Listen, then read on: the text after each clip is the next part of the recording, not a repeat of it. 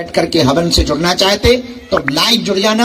इतना सामान रख लेना, तिल, जवा और चावल और धूप, ये सामग्री मिला करके हवन सामग्री बना दें।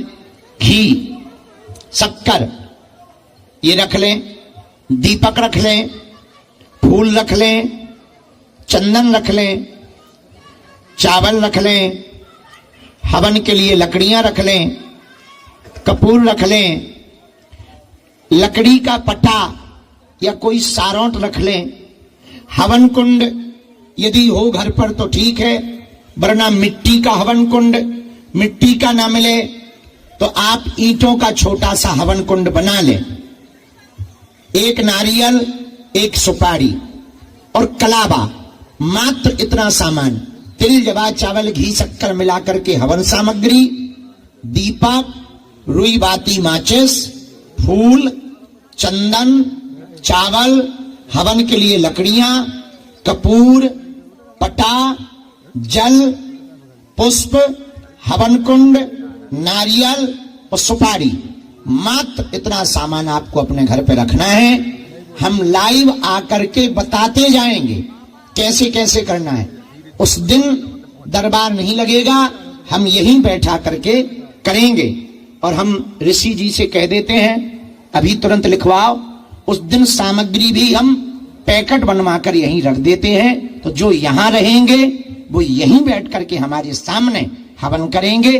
जो घरों पर हैं वो घर पर इतना सामान रख लें, मोबाइल में यूट्यूब लगा लें, बागेश्वर धाम चैनल लगा लें, हम बताते जाएंगे, मंत्र बोलते जाएंगे, आप वहां करते जाना और देखो तुम नकारात्मकता भागेगी, सकारात्मकता बढ़ेगी और सन्यासी बाबा का आशीर्वाद घर बैठे मिलेगा।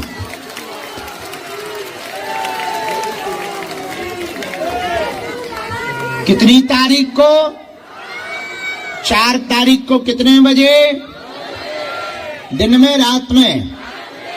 तिल, जवा, चावल, घी, शक्कर, फूल, दिया, रुई, माचिस, चंदन, चावल, लकड़ी, कपूर, लकड़ी का पटा, नारियल, सुपारी और हवन कुंड, मात्र इतना सामान है। कोई खर्चा भी नहीं है, घर पे ही मिल जाएगा सामान।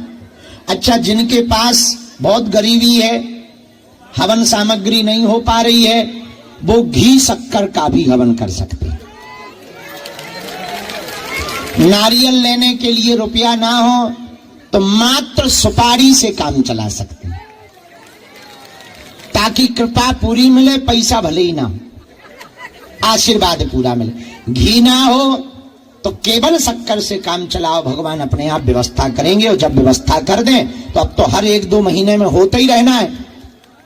दुकान पर तंत्र बाधा लगती है, मकान पर तंत्र बाधा लग रही है, नेगेटिविटी लग रही है, अथवा फिर फैक्ट्री में नेगेटिविटी नजर आ रही है, ये हवन आप 5 बार या 11 बार कर लो, सन्यासी बाबा का असर होगा, सेना पहुंचेगी, नकारात्मकता शून्य होगी, सकारात्मकता तुम्हारे घर में बढ़ जाएगी।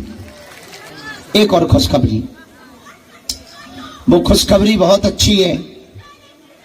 सन्यासी बाबा की शुरू से लेकर लास्ट तक की पूरी यात्रा की हम पुस्तक लिखने जा रहे हैं।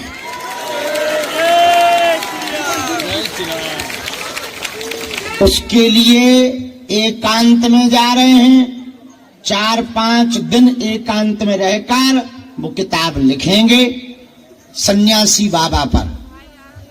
और वो फिर भगवान ने चाहा तो कन्या विवाह में या कन्या विवाह के बाद पूरी देश दुनिया को उपलब्ध होगी कि एक सन्यासी ने सनातन का झंडा कैसे फहरा रखा है,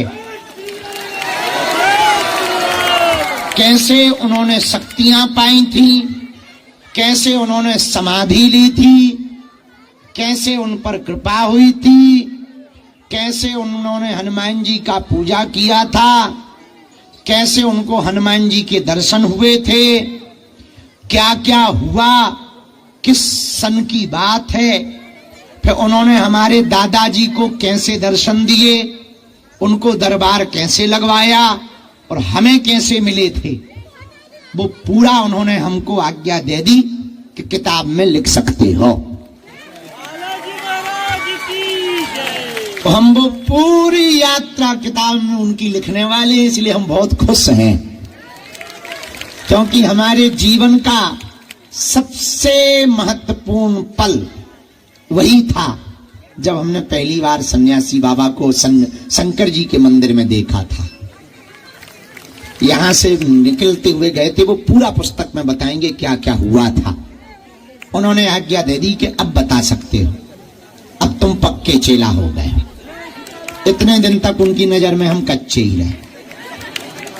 आओ आओ आओ, अब क्या करें, गुरु है तो कुछ कह भी तो नहीं सकते। अब बताइए, हमारे जैसे चेला को भी वो कच्चा चेला मानते रहे। अब विचार करिए कितने ऊंचे गुरु हैं। तो उन्होंने हमको आज्ञा दे दी है और हम 5 तारीख को उस उत्सव में सम्मिलित होकर के